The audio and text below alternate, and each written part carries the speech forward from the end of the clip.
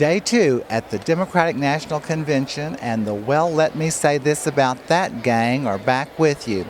Day started off a little bit hot. It seems that even the Bernie people are getting sick of the Bernie people when one of the members of the Texas delegation had a meltdown in front of everybody and had to give up his credentials by the end of the day.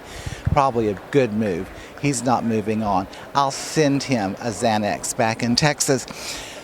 Bill Clinton had a lot of fun tonight on the stage, but you know, he's a very dynamic and charismatic guy, and usually at the end of a dynamic and charismatic Bill Clinton speech, he's the star.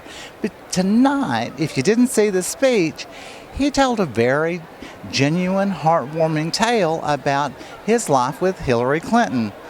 And at the end of the speech, it was moving, and it wasn't about Bill, it was about Hill. That was news to everyone. So that was kind of fun because I like seeing him being number 2 for a change. But the most fun thing of the evening for me was the montage of presidents at the very end of tonight's event.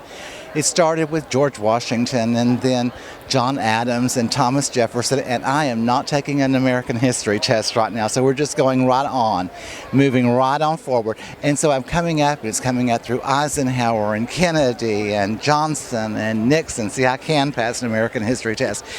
And I'm thinking, oh no, she wouldn't dare. And then we're coming on, it's Reagan, and it's Bush, and then it's Clinton. And I'm going, no, she's not. And then it's the second Bush, and then it's Obama. And I'm like, she's not going to put her picture. She cannot do it.